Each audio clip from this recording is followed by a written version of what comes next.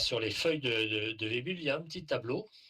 Il y a 3 feuilles de papier Vébule plus un tableau. Sur ce tableau, vous avez la valeur de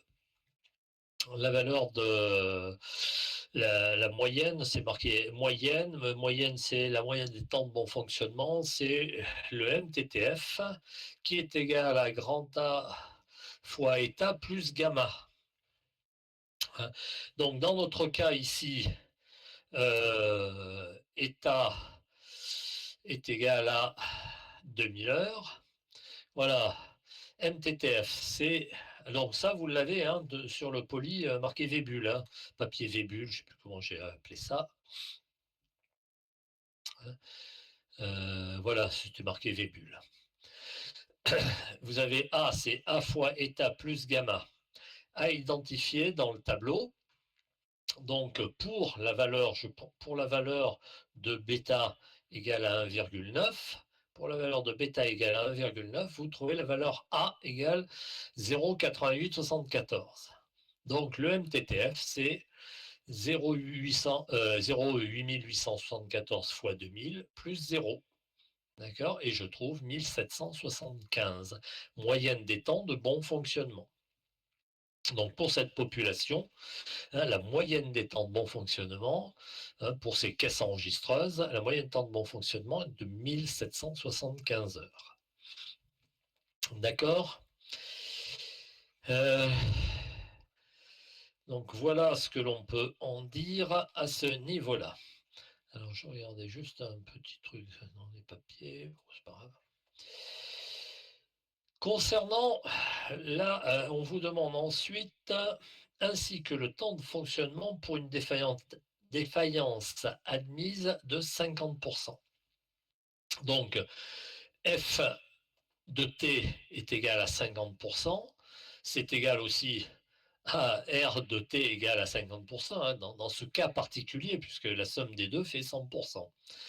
Donc, je prends la fonction, enfin peu importe laquelle formule je vais prendre, hein, si je prends F ou R, ça ne change pas.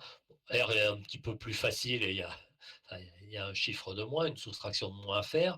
Bref, R de T est égal à exponentielle de moins T moins gamma sur eta fois bêta, donc l'application numérique va me donner, je cherche T, j'ai une équation à une inconnue, hein, je connais gamma, eta, bêta, et donc il me manque comme inconnu que T.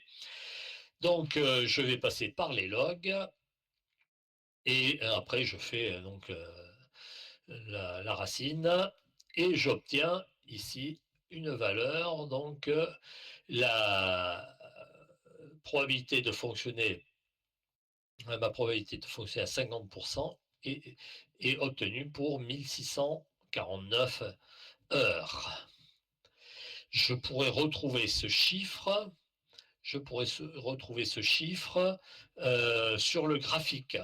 Sur le graphique, si vous tracez une ligne horizontale en prenant en abscisse 50, hein, je pars à l'horizontale à 50% jusqu'à la courbe et je redescends sur le temps, hein, au point où je coupe la courbe. Le temps, vous devez trouver à peu près 1650 heures. Donc, détermination par le calcul et graphique, vérifier que l'un correspond à l'autre. Est-ce que vous êtes d'accord avec ça? Donc évidemment, il vaut mieux avoir le graphique pour le trouver, mais pour le calcul, par contre, vous n'avez pas besoin de papier particulier. Vous pouvez le faire sur votre coin de table. Ok. Est-ce qu'il y a quelqu'un encore? Je ne sais pas. Ah si, il y a du monde. Bon. Bon. Donc ça sera au devoir. D'ailleurs, je crois bien. Ça me plaît bien. Donc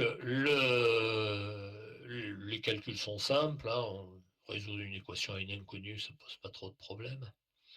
Et Voilà, alors la formule pour le MTTF vous sera donnée avec le tableau, hein, cette formule avec le tableau, hein, A fois état plus gamma, ça vous sera donné. Par contre, on peut vous rappeler, la formule de R de T, hein, pour la loi, de Weibull, enfin, essayez de la connaître quand même, on ne sait jamais. Voilà, le temps de fon et donc ça répond à la question numéro 2 de l'exercice 9. Est-ce que tout le monde est d'accord? MTTF, oui, moyenne des temps de bon fonctionnement, c'est MTTF parce que ça vient de l'anglais.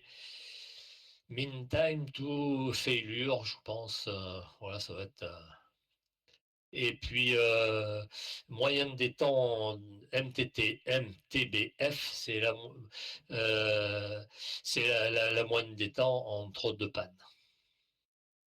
Alors en pratique, c'est des valeurs proches l'une de l'autre, hein, numériquement, mais c'est pas la même chose, hein. Là, vous avez 3 temps. Il y a 3 moyennes de temps. Oui, ah oui, oui, c'est une erreur de frappe là, c'est le MTTF, hein, qu'il fallait lire. Oui, je j'ai pas dû le modifier. J'avais crayonné sur mon papier, mais j'ai pas dû le modifier sur le sujet. Alors, ceci dit, oui, c'est le oui, oui, oui, je vois que c'est MTBF que j'avais corrigé au stylo sur mon sujet là, mais je n'ai pas fait la modif. Donc, numériquement, c'est presque la même chose. Vous avez 3 valeurs, hein, le MTTF, moyenne des temps de bon fonctionnement, le MTTR, moyenne des temps de réparation, et MTTF plus MTTR, c'est le MTBF. Voilà, hein, c'est la moyenne des temps entre 2 pannes, le MTBF. Donc bon, ici, effectivement, il y avait une erreur il y a toujours l'erreur de frappe d'ailleurs. Voilà ce qu'il y avait à dire. Donc, retrouvez, ça. Donc la question d'après qui est presque la même, déterminer par le calcul et graphiquement la probabilité qu'une machine fonctionne plus de 900 heures sans défaillance. Alors, pour savoir si vous avez compris, j'attends vos propositions.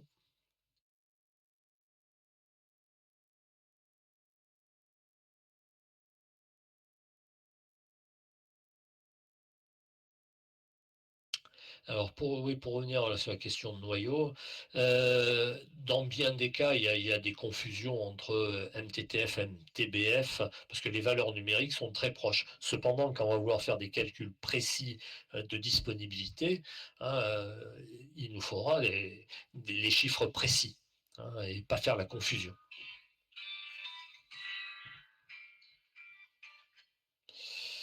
Excusez-moi. Ben,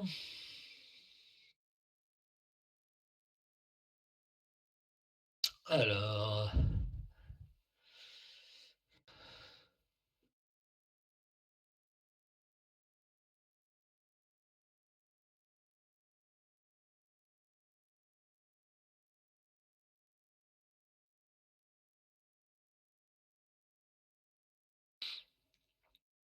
alors, combien trouvez-vous pour cette valeur?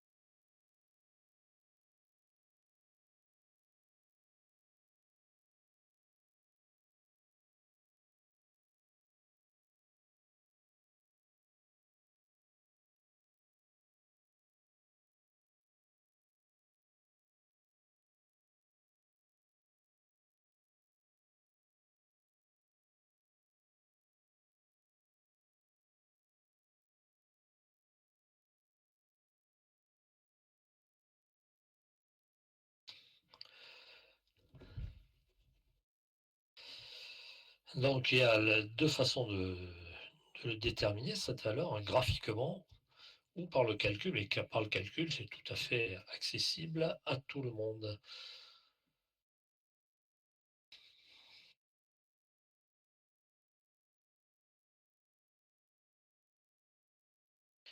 Alors, où en sommes-nous?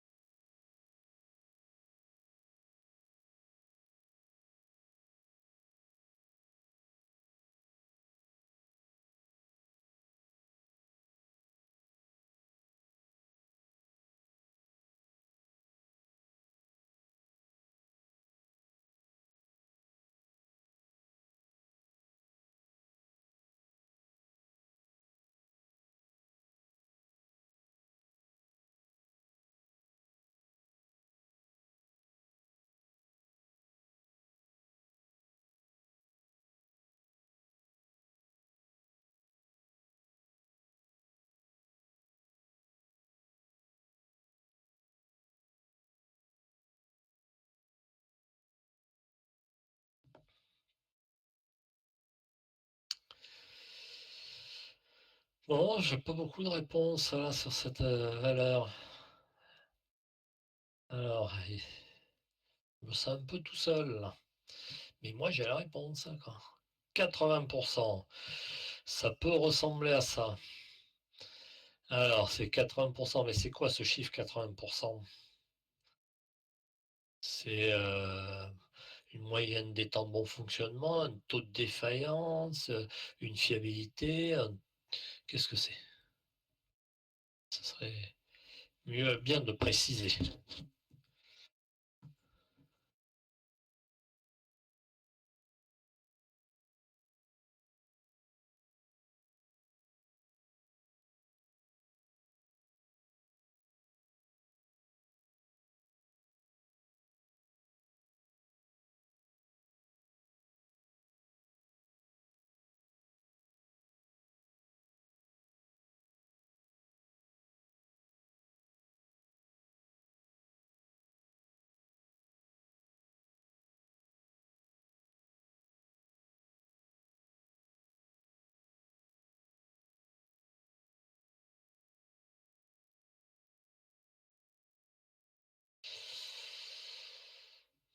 Oui, c'est-à-dire là, tu aurais pu être plus concis, Polo, hein.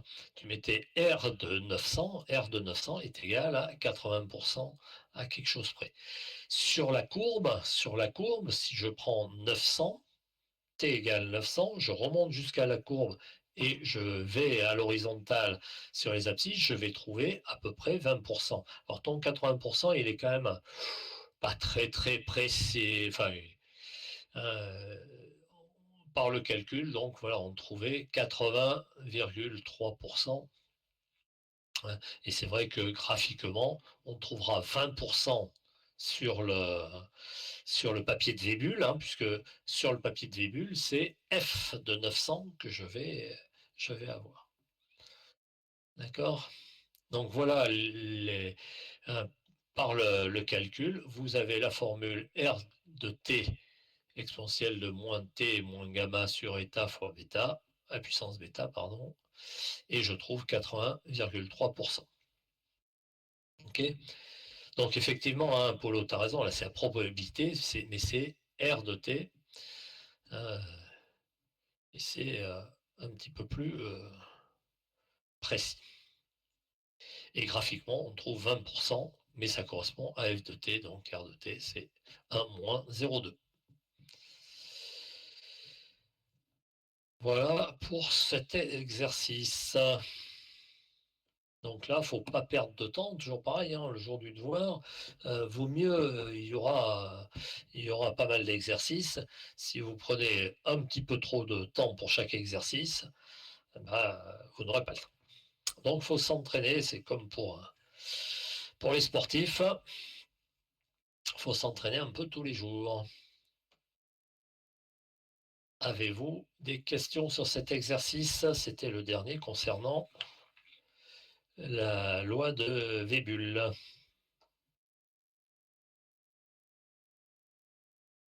Bon, ben, c'est que tout va bien. Ou alors il y a que Polo qui est là.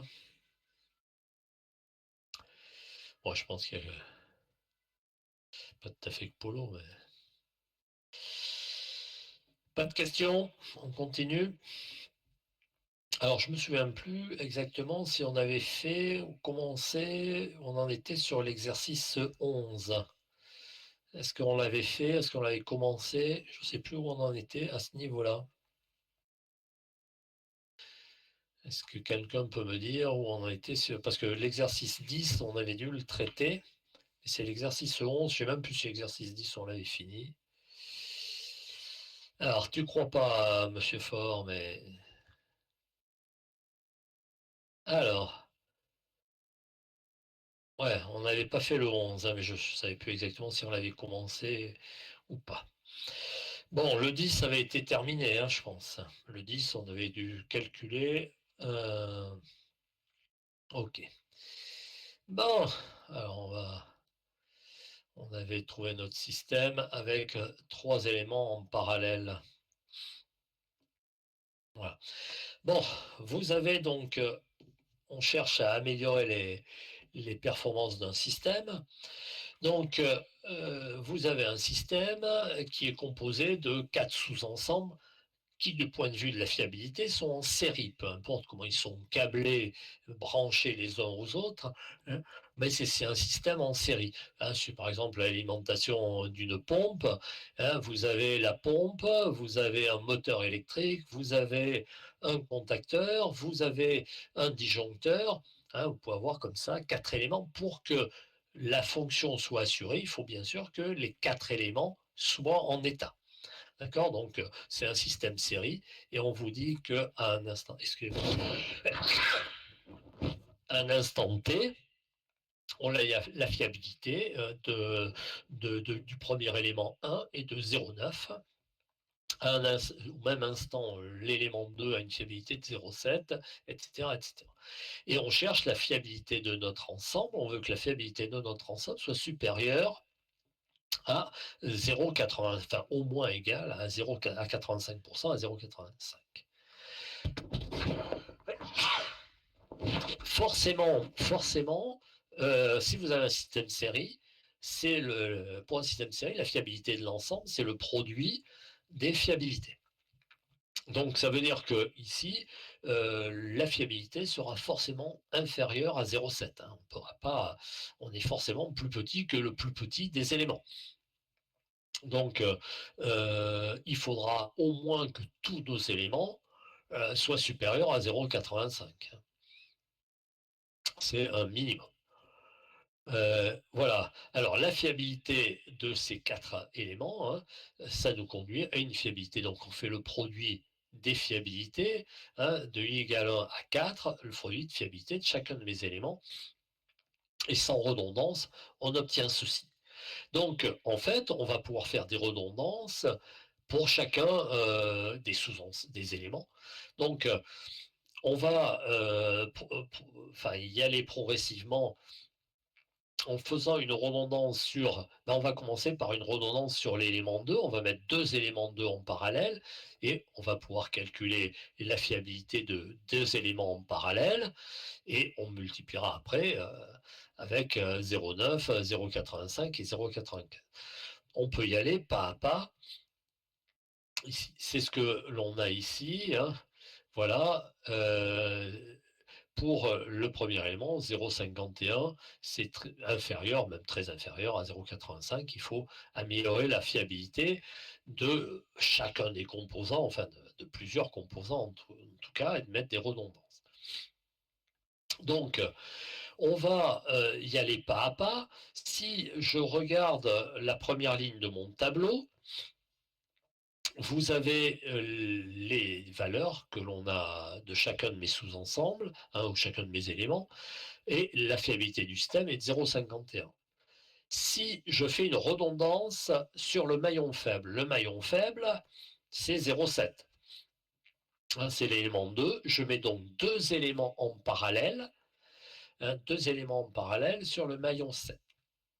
Donc, vous avez ici la fiabilité de deux éléments en parallèle, c'est 1 moins le produit des défaillances, de 1 moins la fiabilité. Bref, c'est aussi la défaillance de deux éléments en parallèle, c'est le produit des défaillances. Ici, défaillance c'est 0,3. 0,3 fois 0,3, ça fait 0,3 fois 0,3, 0,09, d'accord, 0,09, et la fiabilité, ça sera 1 moins 0,09, on obtient bien 0,91, d'accord. Donc, voilà comment on peut calculer. Alors, ce que j'avais dit en cours, hein, on l'avait dit la dernière fois, quand vous avez des éléments en série, on fait le produit des fiabilités. Et si on vous demande la défaillance, vous faites 1 moins la fiabilité. Si vous avez des éléments en parallèle, la défaillance du système, c'est le produit des défaillances. Et si, comme ici, on avait besoin de la fiabilité, c'est ce que j'ai fait oralement, hein, le risque de défaillance à cet instant, c'est bien 0,3. 0,3 fois 0,3, ça fait bien 0,09. 1 moins 0,09, ça fait bien 0,91. D'accord? Donc, c'est ça qu'il y a principalement à retenir. Donc, j'ai ici mon élément 1 à 0,9, 0,91, 0,85, 0,95. Je trouve une fiabilité, je fais le produit des 3, et dans ce cas-là, la fiabilité est de 0,66. Elle est encore insuffisante. Donc, je vais faire une redondance sur le maillon faible, l'élément le plus faible, et l'élément le plus faible, dans ce cas-là, c'est l'élément 3. Je vais donc mettre deux éléments 3 en parallèle. Hein. Donc, ici, on peut faire le même calcul que tout à l'heure. Hein. On est à la fiabilité, c'est 0,85, la défaillance, c'est 0,15, 0,15 au carré. Hein, ça nous fait 0,0225, oui. Et je vais donc faire 1 moins 0,0225 et j'obtiendrai cette valeur-là arrondie. D'accord? Voilà un petit peu. Je retrouve ici 0,977. Je fais le produit de mes trois valeurs et j'obtiens 0,76. Au passage, vous voyez que dès le départ, on savait qu'il faudrait faire une redondance sur l'élément 3. Il faut faire une redondance, on est sûr, sur l'élément 2, puisque tant qu'on n'est pas supérieur à 0,85, on est sûr que le produit sera inférieur à 0,85. Alors, si on est égal à 0,85, forcément, le produit me donne une valeur inférieure. Bref, là, j'ai fait sur la troisième ligne, pardon, j'ai fait une redondance sur l'élément 2 et sur l'élément 3. Je suis à 76%, c'est encore insuffisant. Donc, dans ce cas-là, arrivé là, le maillon faible, c'est l'élément 1. Donc, je mets deux éléments en parallèle sur le 1. Donc, ici, pour trouver la fiabilité de ces deux éléments en parallèle, je fais 0,1 fois 0,1, 0,01, et 1 moins 0,01, ça me fait bien 0,99. Voilà ma fiabilité de deux éléments 1 en parallèle. Et dans ce cas-là, je fais le produit des trois et je me rapproche. Vous voyez qu'à chaque fois, ma fiabilité augmente, hein, forcément. Et je suis à 83,6%, inférieur à 0,85. Donc, toujours pareil, je fais une redondance sur le maillon faible. Le maillon faible, ben, c'est dans ce cas-là les 2 éléments 2 qui sont en parallèle. Donc là, attention à pas se tromper, hein, c'est 3 éléments en parallèle, donc je vais avoir 0,3 au cube. Si je fais 0,3 au cube, ça fait 0,027, hein, pour avoir la défaillance à l'instant T avec 3 éléments en parallèle.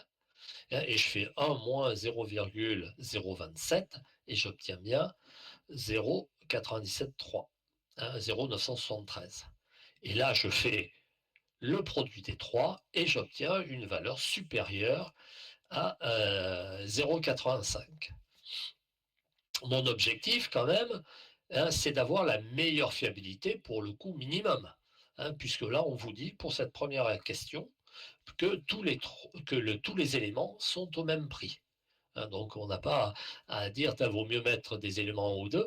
On a intérêt à y aller progressivement. Et c'est à chaque fois sur le maillon faible que l'on aura la, enfin, la meilleure augmentation, si vous voulez, le meilleur gain. D'accord? Et donc là, on remplit le cahier des charges avec une redondance sur l'élément 1, deux éléments 1, 3 éléments 2, 2 éléments 3 et un élément 4. On voit qu'on était déjà à 0,95, on était déjà pas mauvais. Voilà un peu ce que l'on peut en dire. Donc, vous avez vu, on avance pas à pas, hein. Alors, on pourrait faire peut-être un peu différemment. On va voir une autre façon d'y arriver, mais cette méthode sur des cas simples, hein, c'est celle qui marche le mieux, si vous voulez, hein. Et de toute façon, on va faire nos calculs quand même un peu dans ce sens-là. Voilà, je vous laisse prendre des notes pour prendre en note ce tableau et avec les commentaires qui vont bien, hein, en fait, c'est une succession de calculs. Avez-vous des questions sur ma petite démonstration?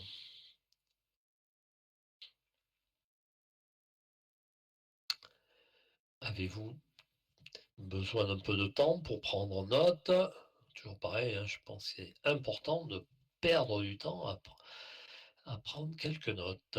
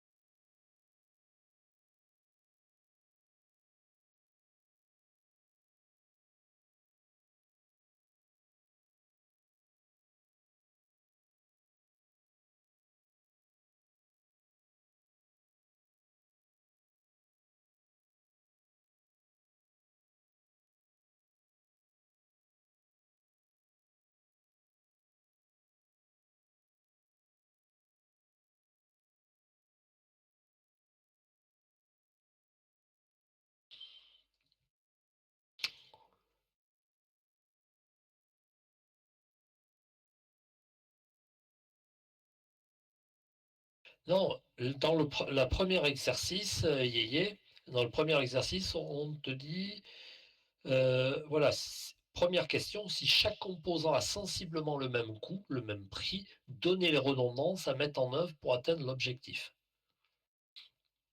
D'accord, hein? Donc on était sur la première question. Et la deuxième question, si les coûts des composants sont les suivants, donnez les composants à redonder en priorité. Donc voilà, dans un premier temps, hein, la logique. Donc,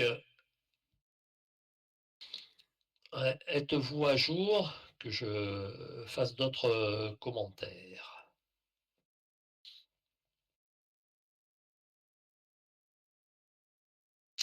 Bon, bah, si noyau, c'est bon. Tommy, c'est bon aussi?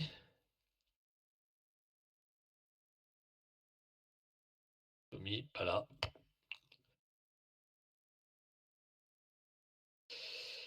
Bon, autre façon de faire, on pourrait calculer la fiabilité moyenne d'un niveau d'éléments pour atteindre le cahier des charges. Autrement dit, j'ai besoin d'une fiabilité de 0,85 et je voudrais que chaque bloc, hein, le bloc 1, le bloc 2, le bloc 3, le bloc 4, et quelle serait la fiabilité pour chacun de ces blocs de façon à atteindre 0,85. C'est ce que l'on met ici.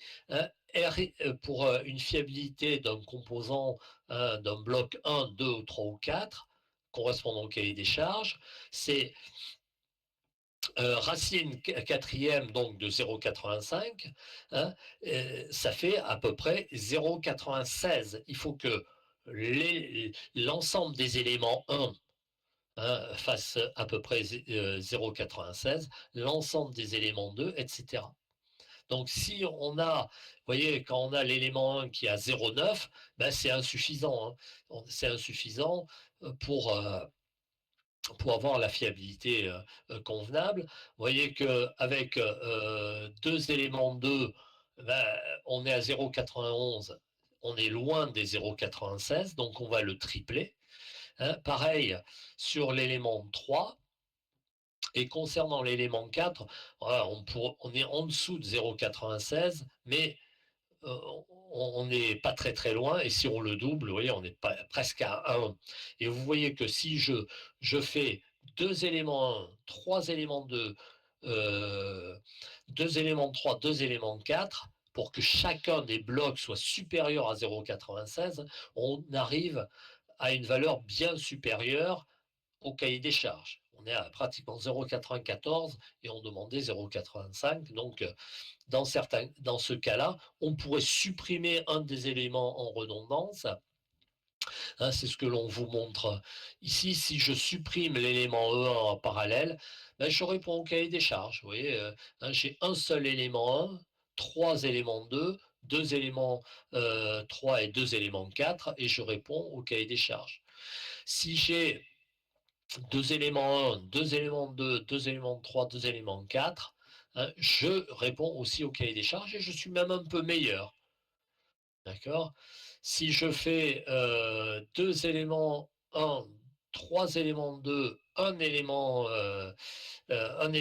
3 et 2 éléments 4, là, forcément, on est sûr qu'on ne va pas y arriver puisqu'on est déjà à 0,85 avec l'élément 3.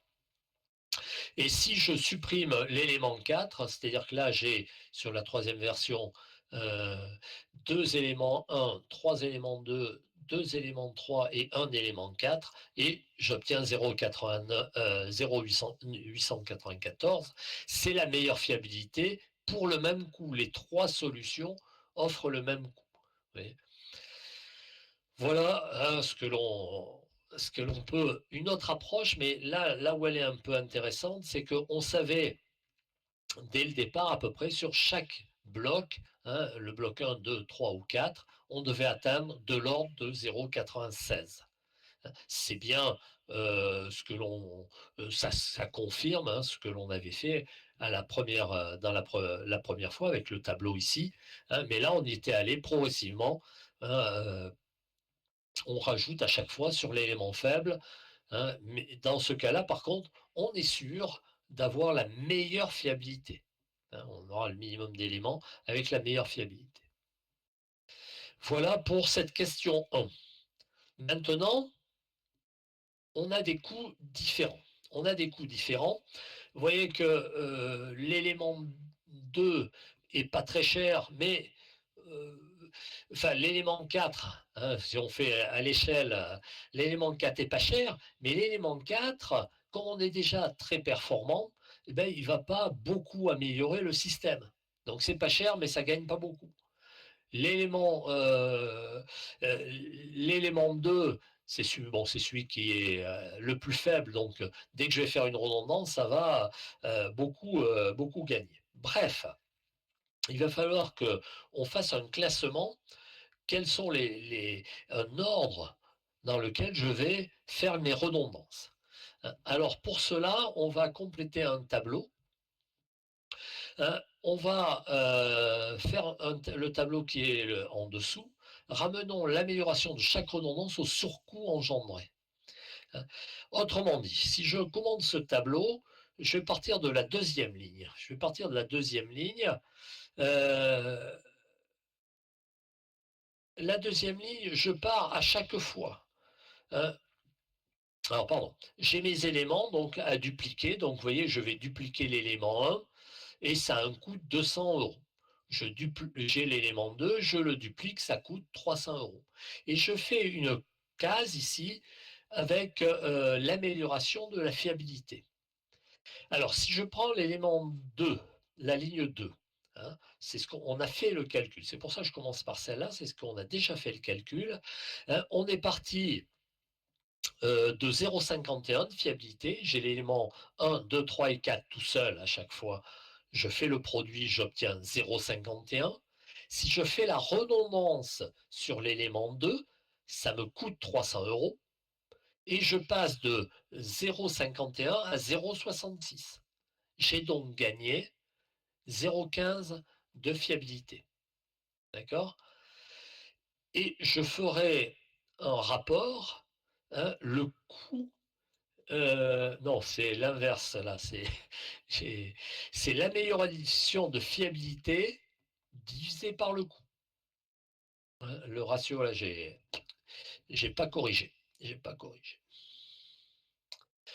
D'accord? Donc voilà ce que je veux faire. Alors attendez, je regardais un truc.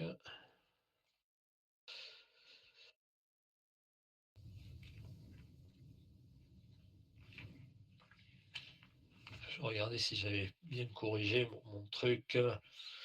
Donc il faudra que je le corrige ça. Voilà, j'ai noté pour le corriger tout à l'heure. Donc c'est le ratio, c'est delta RI, l'amélioration de fiabilité divisé par le coût. Alors maintenant, si je prends la première ligne, je pars toujours de mon état initial, mes 4 éléments tout seul. Je fais la redondance, mais seulement sur le 1. D'accord? Donc ça me coûte 200 euros. Et dans ce cas-là, je passe d'une fiabilité de 0,51 à une fiabilité de 0,56. Donc dans ce cas-là, j'ai dépensé 200 euros, mais je gagne seulement 0,05 de fiabilité. Mon ratio, toujours le coût divisé, l'amélioration de fiabilité divisé par le coût, ça fait 0,05 divisé par 200. D'accord? Maintenant, je vais procéder de la même façon pour l'élément 3. J'ai mon état initial à 0,51, je rajoute l'élément 3, ça me coûte 400 euros, mais je suis passé d'une fiabilité de 0,51 à 0,585. D'accord? J'ai gagné en fiabilité 0,075. Vous voyez que c'est normal, je gagne plus, hein, puisque l'élément est plus faible en fiabilité, je gagne plus qu'avec l'élément 1. Mais ça m'a coûté 400 euros. Si je fais le rapport delta RI, le gain de fiabilité divisé par le coût, je suis à 1,9 10-4. Maintenant, si je prends le dernier élément, l'élément 4, je pars toujours de mon même état initial, mes 4 éléments tout seul. Je dépense 150 euros et je passe d'une fiabilité de 0,51 à 0,53. Ça gagne pas fort, hein, mais c'est pas très cher. Et donc, j'obtiens un ratio de 1, 3, 10, moins 4, hein, l'amélioration de la fiabilité, le gain de fiabilité par rapport au coût, divisé par le coût. D'accord? Sur ces 4 premiers éléments. Maintenant, si alors le tableau, je l'ai limité, hein, à 5 lignes, mais on pourrait le continuer, mais si au lieu de je pars toujours de mon même état initial. Je pars de mon état initial, mes 4 éléments tout seuls, et au lieu de rajouter un élément 2, j'en rajoute 2. Donc si j'en rajoute 2, je vais passer si je fais le calcul, hein, vous pouvez faire le calcul, de 0,51 à 0,71. Dans ce cas-là, je gagne 0,2 de fiabilité. Mais vous voyez que quand j'en avais mis un, je gagnais 0,5. Quand j'en mets un deuxième, ben, je gagne seulement 5 centièmes de plus. 0,05, hein, puisque si j'en rajoute un, je passe de 0,51 à 0,66. Si j'en mets deux en parallèle, deux éléments 2 en parallèle, je passe de 0,51 à 0,71. Ça veut dire que celui que je mets en plus, il m'a coûté 300 €, aussi cher que le premier, mais le gain de fiabilité n'est pas aussi fort. D'accord? Et je peux faire un ratio, le gain de fiabilité divisé par le coût. D'accord? Vous voyez que à chaque fois, c'est cet indice-là qui va être, hein, on vous demandait comment les composants à redonder en priorité. Et bien, je vais pouvoir commencer mon classement. Je pourrais poursuivre, hein, ces lignes en disant, je rajoute un deuxième élément 3, combien ça va gagner, etc. Bref, je vais me retrouver ici donc avec un classement par rentabilité. Et donc, ça va me donner les éléments à redonder en priorité, à faire le classement. Mon classement, donc, je suis sûr, je pars de 0,51. Tant que je suis à moins de 0,85, je ne me pose pas de questions, je fonce. D'accord? Donc, le premier élément à redonder, c'est l'élément 2. Puis, je vais faire une redondance sur l'élément 1, puis sur l'élément 3. Et après, je vais regarder, je fais une redondance sur enfin, je vais tripler l'élément 1. D'accord? Et dans ce cas-là, c'est ce qu'on avait pour l'exercice enfin la question précédente, hein. Pour les questions précédentes, c'est ce que l'on a fait, et j'obtiens une fiabilité suffisante. Arrivé là, j'ai une discussion à avoir. Est-ce que j'ai pas un élément moins cher qui me permettrait de répondre au cahier des charges, puisque là, je suis passé nettement au-dessus, hein, je suis à 0,89 au lieu de 0,85. Est-ce que j'ai pas un élément qui me coûte moins cher, qui serait moins performant, mais qui peut-être remplit le cahier des charges, hein? Et c'est ce que je m'aperçois avec l'élément 4 ici. Si je fais l'élément 4, au lieu de tripler l'élément 2, je double l'élément 4, j'obtiens une fiabilité suffisante. Elle sera inférieure, puisque dans ce cas-là, je recherche le chiffre, hein. Vous êtes c'est ce qu'il y a ici, 87,8% au lieu de 89,4. Tout à l'heure, à coût égal, j'ai intérêt à avoir la fiabilité la meilleure possible. Là, j'ai intérêt de répondre au cahier des charges pour le coût le plus faible. Donc, si je mets l'élément 4 en redondance et que je ne triple pas l'élément 2, je réponds au cahier des charges pour moins cher. D'accord? Encore une fois, je classe par rentabilité, c'est ce qu'on vous demandait, et je vais suivre ce classement je le suis scrupuleusement tant que je ne réponds pas au cahier des charges. Au moment où je réponds au cahier des charges, j'ai une discussion à avoir si je n'ai pas un élément moins performant, mais moins cher. D'accord? C'est ce que l'on vous proposait ici. D'accord? Donc, le classement par rentabilité, hein, on donne les composants redondants en priorité. On suit ce classement, sauf, enfin, on se pose la question, il y a une discussion lorsque je vais quand je vais répondre au cahier des charges. Est-ce que j'ai été clair? Est-ce que vous avez eu le temps de noter? Est-ce que j'ai été clair? C'est pas sûr.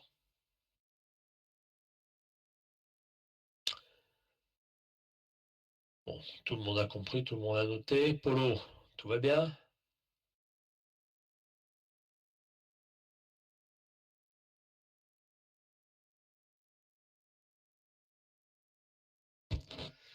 Donc là où il faut pas trop se poser de questions, là, hein, on est sur un truc pas inintéressant, hein. Mais déjà, hein, la logique, c'est celle qu'on avait sur la première question. Et ici, on fait intervenir le coût, donc à modifier ce ratio. À utiliser donc le classement par rentabilité, hein, c'est ce ratio gain de fiabilité par rapport au coût qui doit être le plus élevé possible. Bon, allez, voilà. Bon, bah, je sais pas. Le petit Dudu, je continue, c'est bon?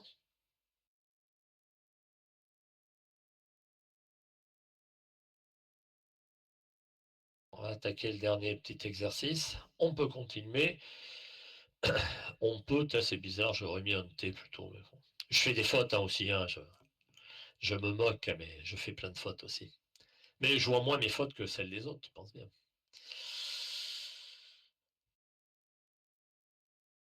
Bon, mais c'est pour préserver notre petite langue française. Comme j'ai plus de facilité avec le français qu'avec les autres langues, je vais essayer de continuer avec le français, quoi.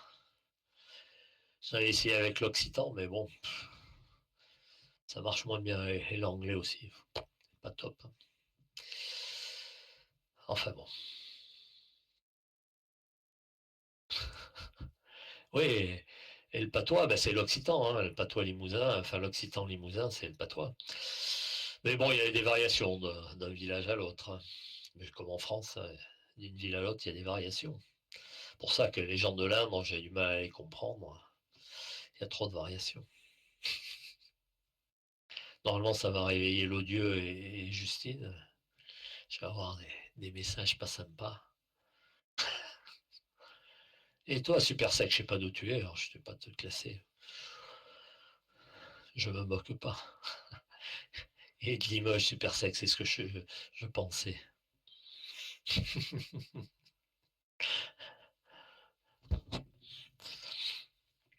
Enfin, bah. Bon, alors on va attaquer le dernier exercice. Alors, ici, on a un système, un ensemble. Il y a un moteur électrique qui entraîne une pompe avec une électrovanne, un clapet anti-retour et puis le réseau EDF qui alimente tout ça. Et on a défini au cahier des charges plusieurs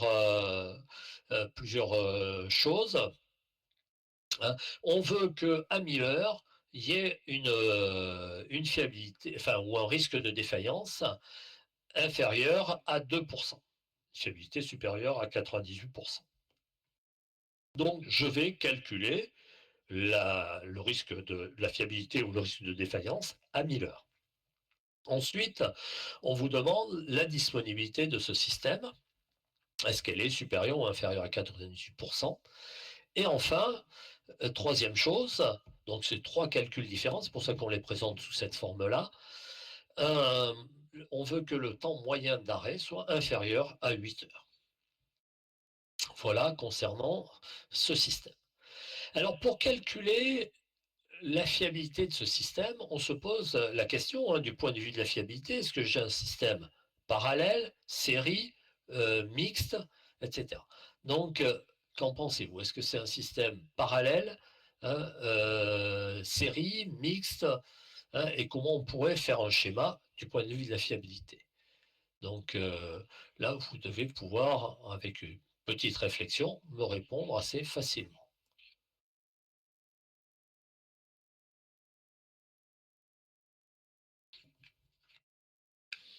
Donc il y en a plein qui doivent pouvoir me répondre.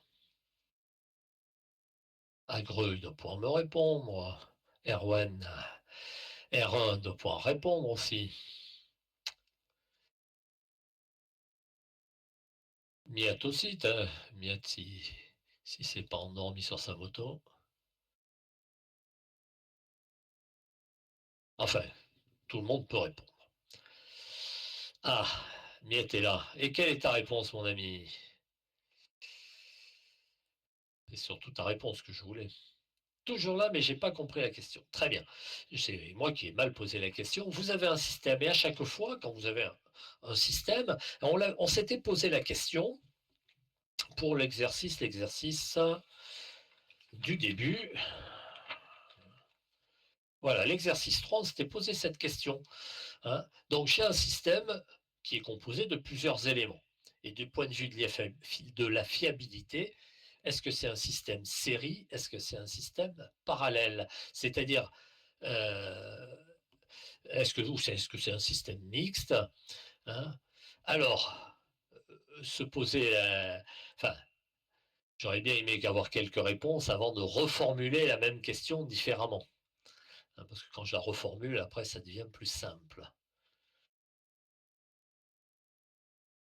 Donc, j'ai pas forcément été explicite, mais on a. Alors, noyau, il se lance un système mixte, d'accord.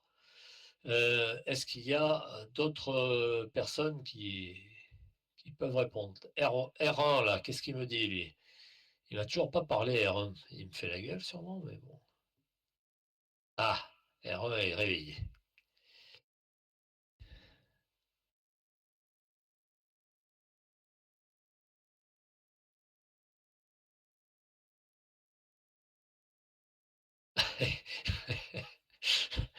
Ouais, bon, ça fait pas beaucoup avancer le schmilblick, R1. Hein. On pourrait essayer d'avoir, à partir d'une réflexion,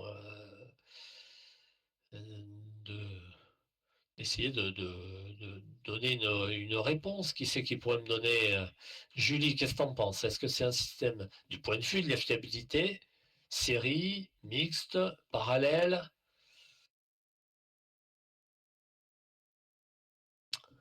Alors, Miette me dit mixte. C'est une façon.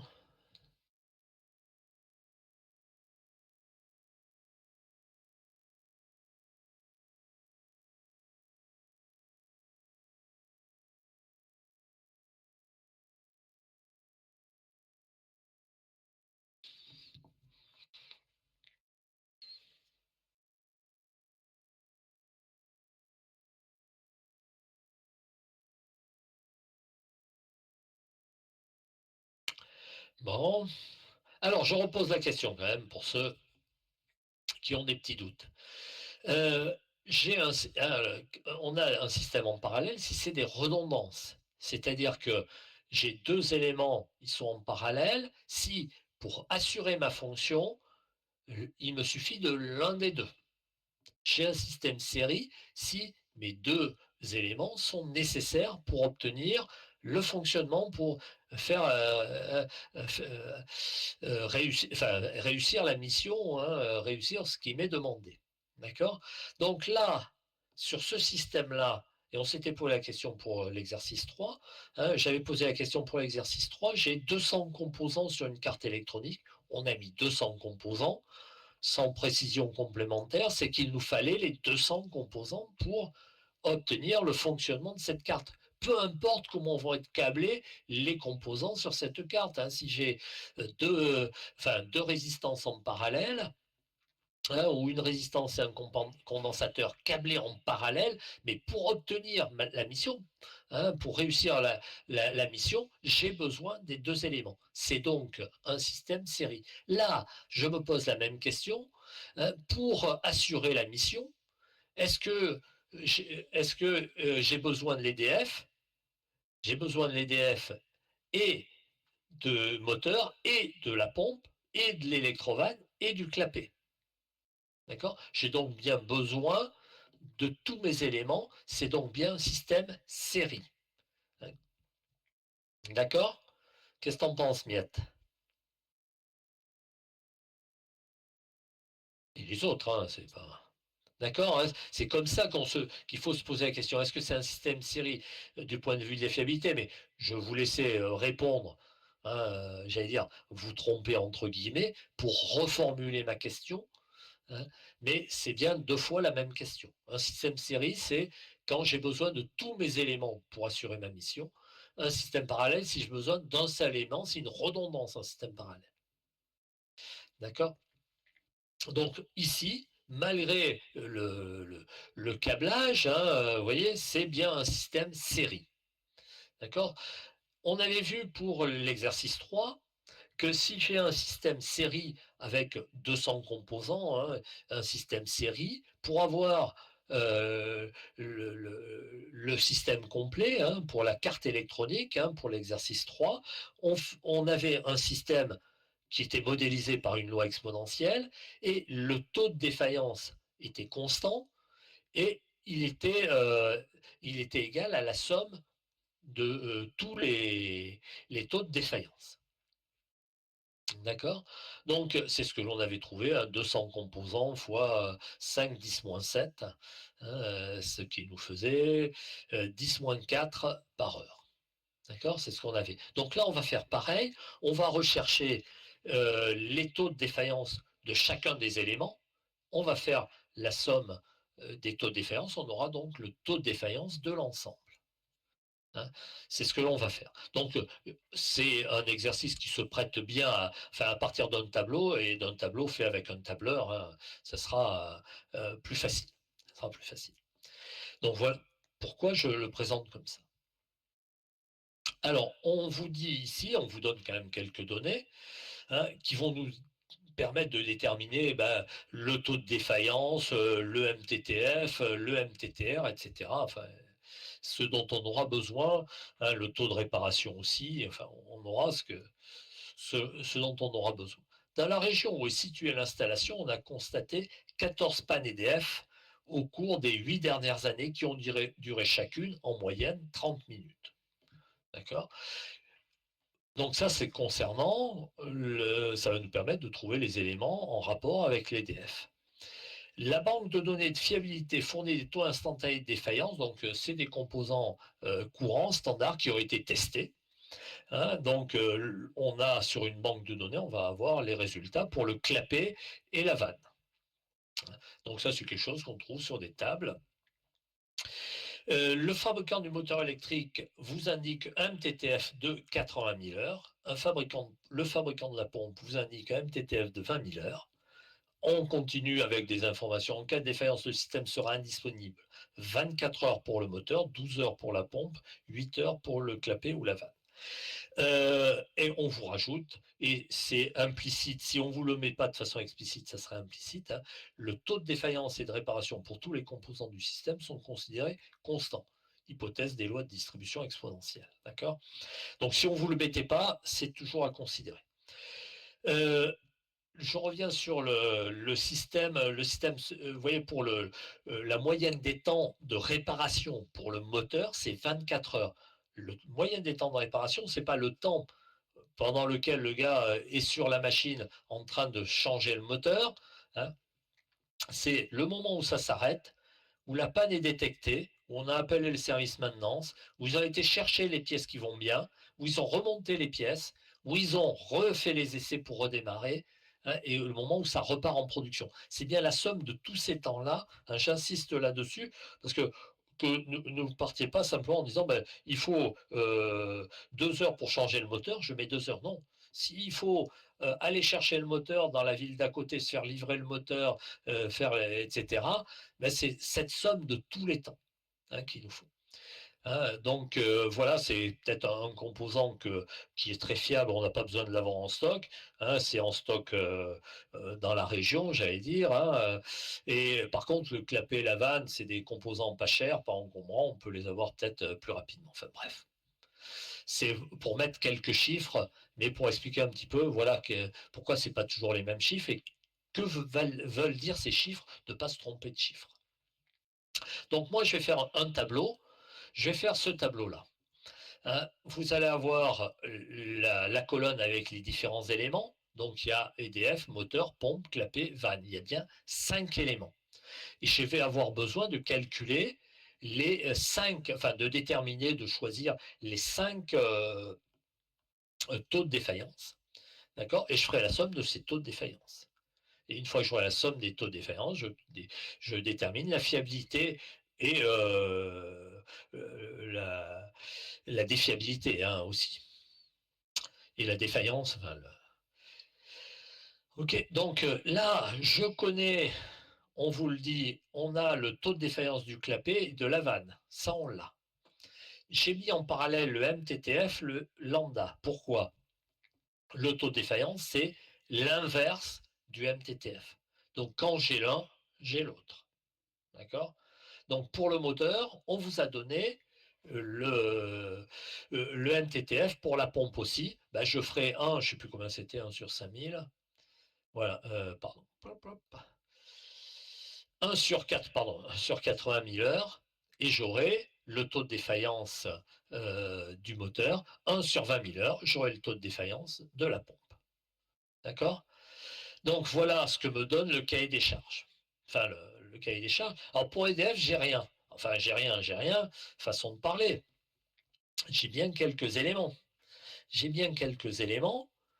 On vous dit qu'en 14 ans, en 8 ans, alors chipotez pas avec les années bissextiles, les machins, etc., hein, peu importe, hein, ça. 8 ans, une année c'est 365 jours, etc. Et, et voilà, chacune des pannes a duré 30 minutes. Bon, 30 minutes, 14 pannes, ça fait 7 heures en 8 ans. On va à ce niveau-là, ça ne va pas m'apporter grand-chose d'en tenir compte. Vous pouvez en tenir compte, hein, mais ça ne va pas influencer le résultat final, quoi. Donc voilà, si vous avez 14 pannes en 8 ans, ça vous donne à peu près le nombre d'heures entre deux pannes. Donc vous devez pouvoir me compléter ce tableau. Alors on doit pouvoir calculer la moyenne des temps de bon fonctionnement pour l'EDF. Donc déjà, pour l'EDF, vous devez pouvoir me calculer ça. Une fois que l'on aura ça, on pourra finaliser ce tableau. Donc je vous laisse 5 minutes pour compléter ce tableau. N'hésitez pas à me poser des questions s'il vous manque quelques éléments. Ah, mais il n'y a vraiment aucune difficulté. Alors, le MTTF pour le clapet et la vanne, ils ne servent à rien. Vous pouvez toujours les calculer, mais ils ne servent à rien. Moi, ce que je veux, c'est compléter cette colonne et faire la somme de cette colonne.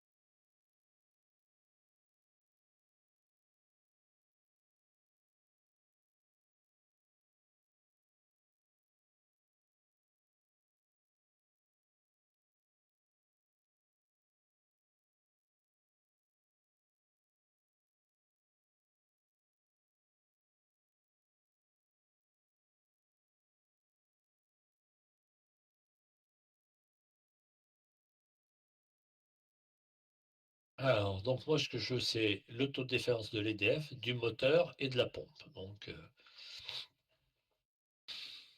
bien, Miette, très bien. MTTF de l'EDF, 5005 heures, 5000 heures. Ça va pas te changer ton chiffre parce que tu vas faire l'inverse de 5005. Le 5, il va disparaître. Mais bon, peu importe. Bon, tout le monde voit comment Miette a trouvé 5005.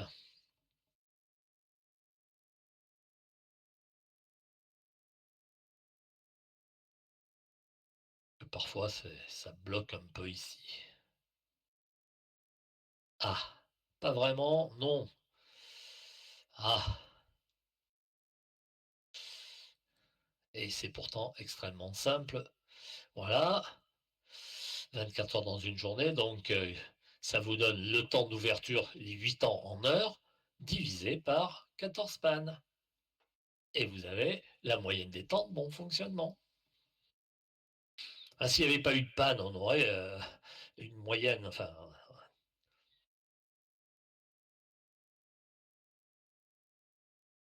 donc c'est pas très compliqué, hein. Vous voyez, c'est un petit peu de bon sens, là, il y a besoin d'aucune connaissance du cours, hein,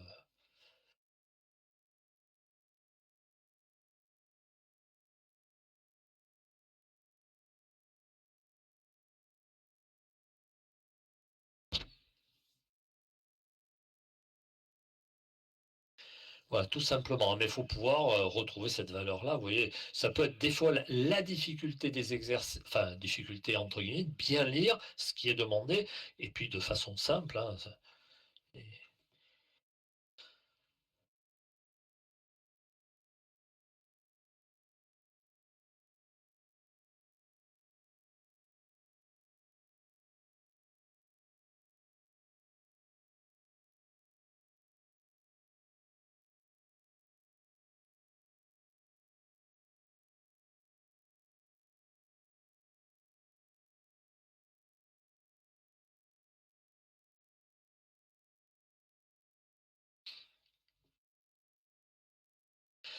Bon, donc, vous pouvez me compléter le tableau. Vous trouvez combien pour lambda, le taux d'effayance de l'EDF, du moteur, de la pompe? Vous faites la somme, ou vous m'annoncez la somme des taux de défaillance. Enfin,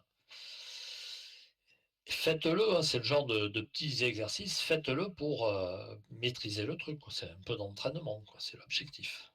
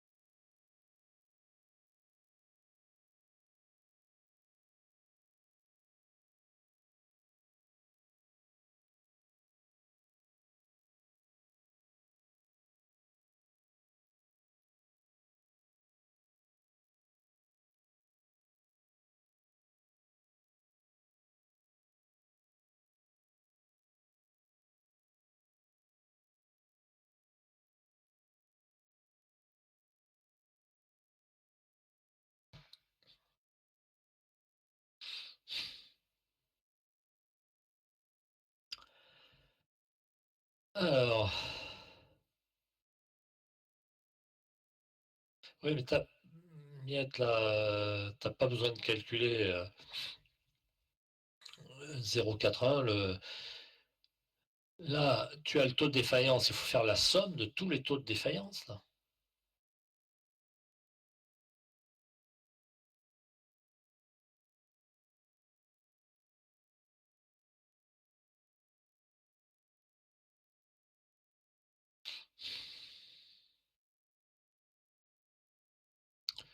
C'est quand j'ai fait la somme de tous les taux de défaillance que je peux faire le calcul.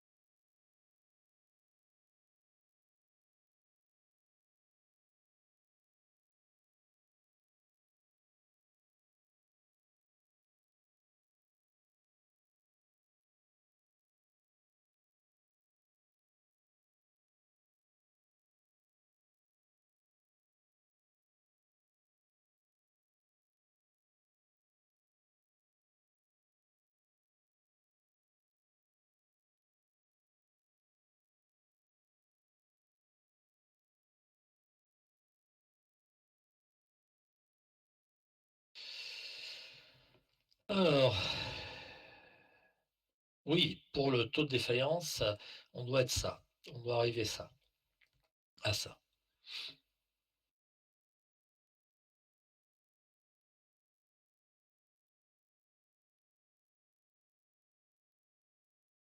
Donc une fois que j'ai le taux de défaillance, c'est exponentiel de moins lambda t. Lambda, c'est 3,1 10 moins 4 fois t qui est à 10 puissance 3. Donc je simplifie. Et vous obtenez donc quelque chose qui pourrait être comme ceci. Donc voilà, on vous met ici, on a complété le tableau. Hein. L'EDF, c'est 5000 heures, 5005, 5000 heures. 80 000, donc je fais l'inverse de ces trois valeurs. 2, 10 moins 4, 1, 25, 10 moins 5, 5, 10 moins 5, etc. Je fais la somme et je trouve 3,1, 10 moins 4. Exponentielle de moins 3,1, 10 moins 4 fois 10 puissance 3, ça vous donne la valeur de 0,73, 0,733. On est loin des 0,98 qui sont demandés par le cahier des charges. Voilà. Pour le MTTF EDF, hein, on pourrait, total d'études moins de temps de réparation, divisé par le nombre de défaillances. Hein. Après, vous voyez que ça fait, en toute rigueur, c'est ça, hein, mais on va pouvoir avoir la valeur approximative. Hein, j'ai fait un arrondi. Ça suffit pour notre calcul ici. Hein, ça ne jouerait pas beaucoup.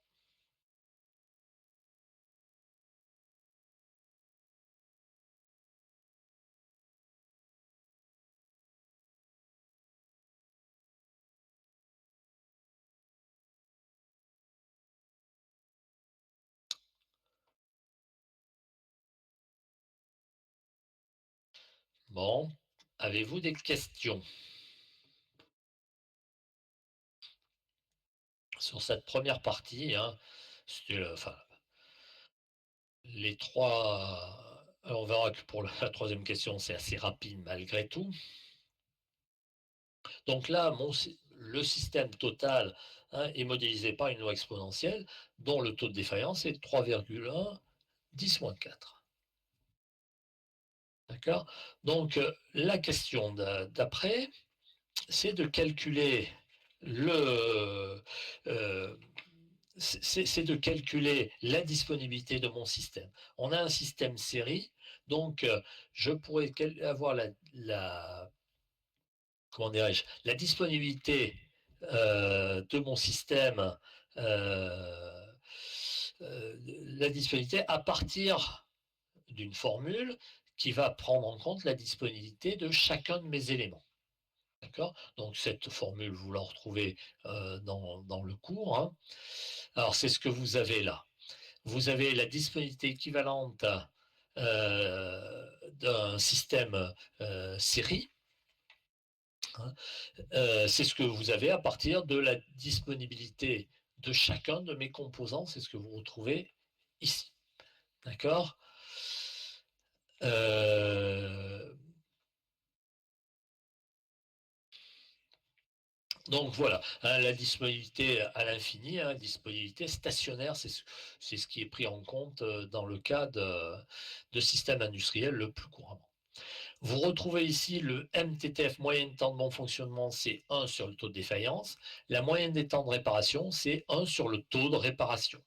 La disponibilité, pour chacun de mes composants, la disponibilité, c'est le MTTF divisé par la somme du MTTF plus le MTTR. Autrement dit, hein, en pratique, la disponibilité, c'est le temps que j'ai utilisé la machine sur le temps possible que j'ai pu l'utiliser.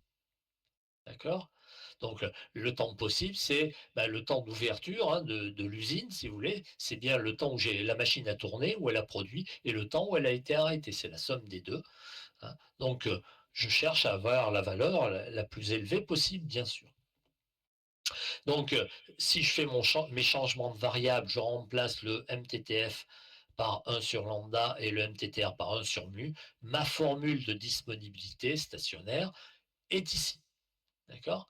À partir de la disponibilité stationnaire de chacun de mes éléments, je pourrais, en appliquant cette formule, calculer la disponibilité de mon système. Donc je me retrouve avec ici ce tableau. Vous retrouvez la première partie du tableau qui est déjà complétée.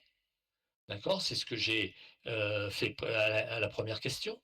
Et je vais mettre ici la partie réparation. Donc la moyenne des temps de réparation, vous les avez ici. Vous avez pour l'EDF, on vous dit que c'est des coupures d'une demi-heure. Le temps de réparation, c'est bien une demi-heure entre le moment où ça s'est arrêté et le moment où c'est reparti. Pour le moteur, c'est 24 heures, 12 heures pour la pompe, 8 heures pour le clapet et la pompe. On vous donne ces valeurs-là. D'accord? Donc, vous avez un sur le MTTR, ça vous fait mu, et vous avez vos 5 valeurs ici. D'accord? Aucune difficulté.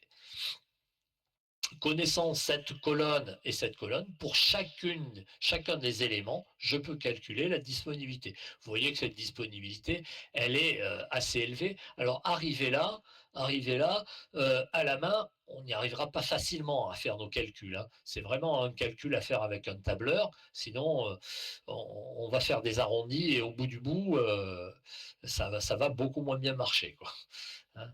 Donc, bref, à partir de là, vous complétez avec cette formule, hein, on a la formule qui est toute simple. Pour chacun des éléments, je peux calculer la disponibilité. Une fois que j'ai la disponibilité de chacun des éléments, j'utilise la formule tout en bas et j'obtiendrai une fiabilité, disponibilité, pardon, une disponibilité de 0,9986. Voilà, un 99,86%. Voilà ce que donnerait le calcul. Voilà, je vous laisse le temps de prendre en compte ce tableau et de me poser des questions si nécessaire.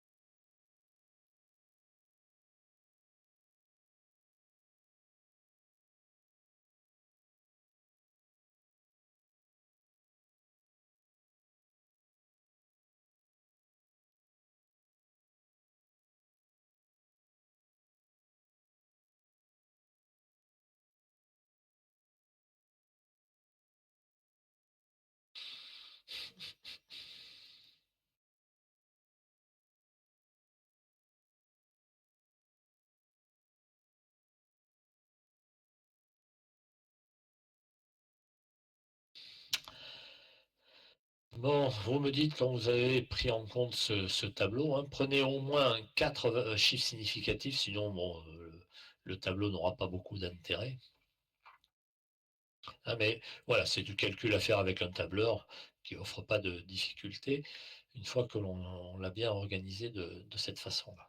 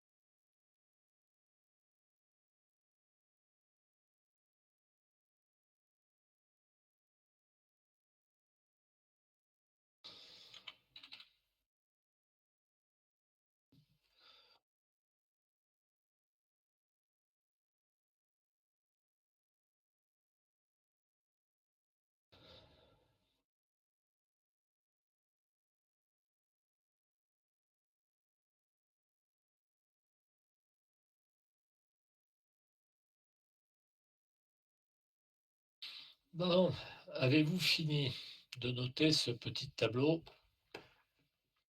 Oui, très bien. Donc, là, on a répondu aux 2 premières questions, hein. Première question, on vous demandait le risque maximum acceptable d'échec inférieur à 2. On est à beaucoup plus, hein, puisqu'on est à 27 environ. Deuxième cas, on vous demandait la disponibilité du système et là, on est bien supérieur à 98. D'accord? Maintenant, on vous demande quel est le temps moyen de réparation. Vous voyez que on n'a pas pu on a des temps de réparation, mais ce n'est pas le temps moyen puisque le l'apparition des pannes n'est pas équivalente. Donc, il faudrait tenir compte du taux de défaillance, hein, pour connaître, la moyenne de temps de réparation à partir des temps de réparation de chacun des éléments. Cependant, on montre, hein, on l'avait montré, quand on a un système série, hein, l'ensemble, un système série à partir d'éléments qui suivent une loi exponentielle sera un système qui est modélisé par une loi exponentielle. Donc si vous êtes modélisé par une loi exponentielle, vous avez un taux de défaillance constant, bah oui, on l'a calculé, et on a calculé, on connaît sa disponibilité. Si vous connaissez sa disponibilité, son taux de défaillance, on va pouvoir calculer, vous avez une seule inconnue dans l'équation, hein, pour la disponibilité. Hein. Vous avez dans l'équation, hein, de la disponibilité stationnaire du système global, qui est égal au taux de réparation divisé par le taux de défaillance plus le taux de réparation, on a une seule inconnue qui est le taux de réparation. Et quand on fait l'inverse du taux de réparation, on aura bien la moyenne des temps de réparation. Donc, facilement, vous devez pouvoir me trouver mu et 1 sur mu. C'est 1 sur mu qui va m'intéresser, quoi. Voilà, il nous reste un petit quart d'heure pour trouver ce chiffre. Normalement, dès que ce chiffre sera connu, on aura traité ce que je souhaitais voir aujourd'hui et on pourra se séparer.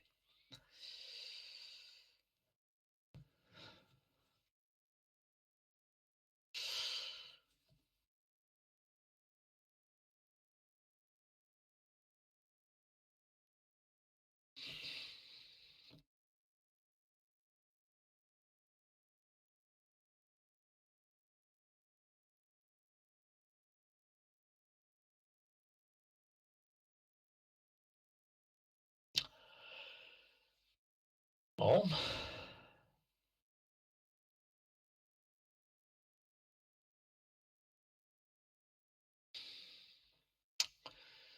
je vous écoute.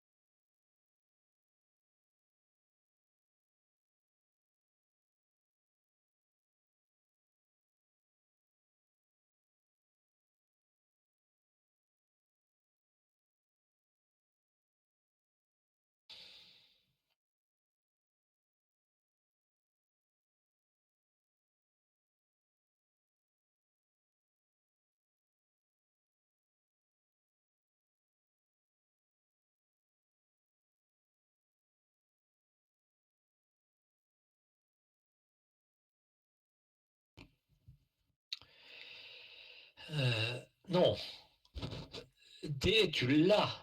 On l'a calculé à la deuxième question, là. La disponibilité, on l'a maintenant. D'accord? Donc, si vous avez la disponibilité et si vous avez le taux de défaillance, il ne me reste plus qu'à calculer le taux de réparation. J'ai bien, dans l'équation, disponibilité, c'est mu sur lambda plus mu. J'ai qu'une seule inconnue, c'est mu. Donc D, je l'ai. Hein, c'est 0,9986, quoi.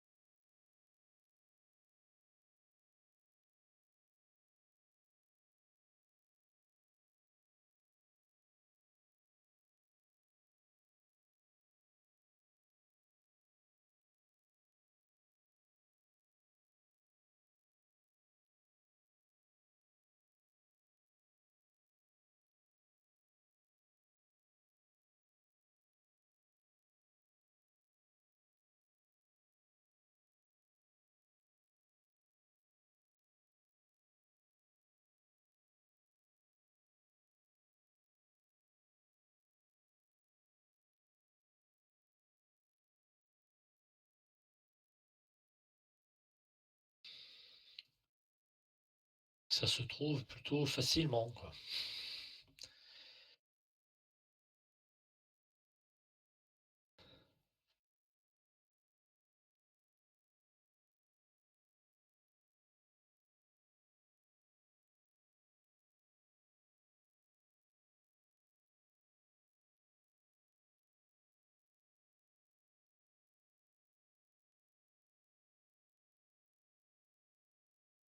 Bon, peu de réponses pour l'instant. Où ça coince? Dites-moi où ça coince là.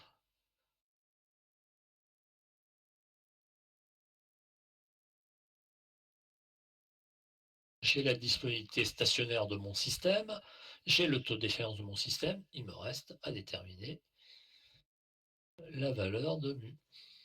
Enfin, 1 sur mu.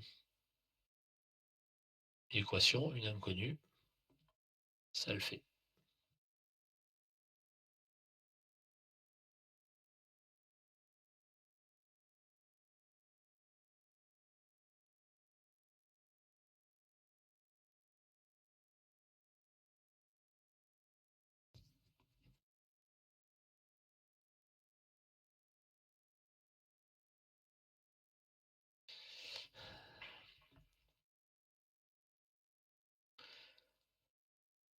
Alors, faites-moi des propositions.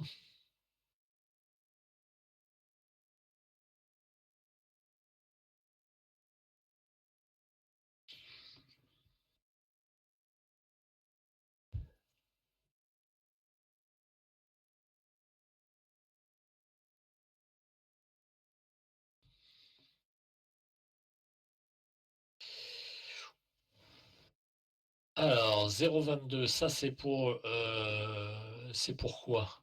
C'est pour le taux de réparation? C'est pour le temps moyen de réparation? Je sais pas.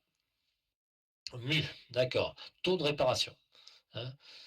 Taux de réparation, donc c'est 1 sur mu. Ça va me faire combien ça, 1 sur mu? Parce que moi, c'est 1 sur mu qui m'intéresse, hein. C'est la moyenne des temps de réparation. Alors, le père me propose 4,54 carottes. Oui, alors, Monsieur Faure, du zèle, du zèle. Hein. Alors, c'est des heures décimales déjà. Donc, c'est déjà. Mais là, ça va être précis, ça va être trop précis. C'est pas raisonnable. Et c'est bien de préciser l'unité hein, là-dessus. Bon, ça va être des heures, hein, puisque tout est en heures. Mais ne faites pas l'économie de mettre l'unité, quoi. Ne pas mettre l'unité. Qu'est-ce que vous en pensez, les autres hein? Le père, oui, enfin 4,55, 4,54, c'était pareil. Le petit Dudu, il a la même chose. Bon, bah, c'est pas mal. Louise, combien tu as, ma grande?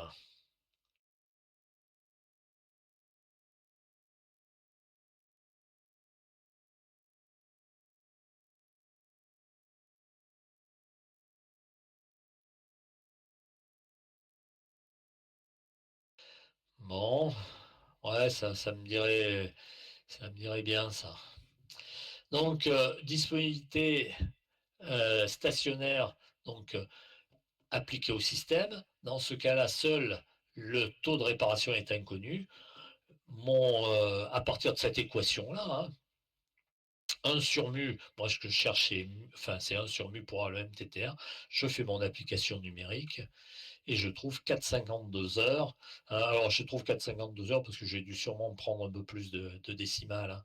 C'est ce qui doit bouger par rapport à vos valeurs. D'accord. Donc voilà mon calcul. Je vous laisse voir. Hein. Normalement, il n'y a pas. Là, ça c'est le genre de truc, il n'y a pas de difficulté. Hein. Il y a juste à tripatouiller un peu cette équation.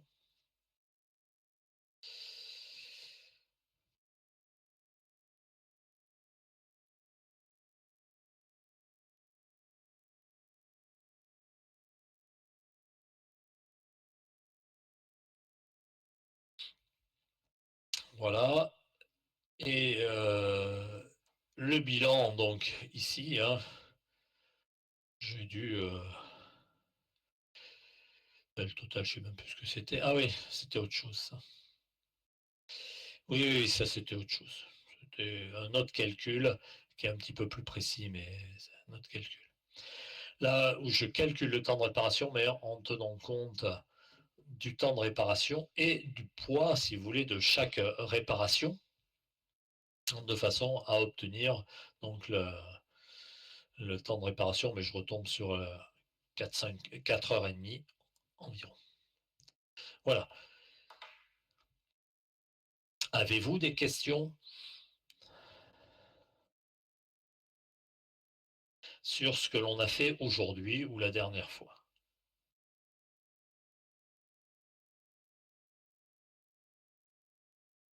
Si vous avez bien noté, tout noté, pas de questions, je vous souhaiterais un bon week-end à ceux qui et de bien en profiter.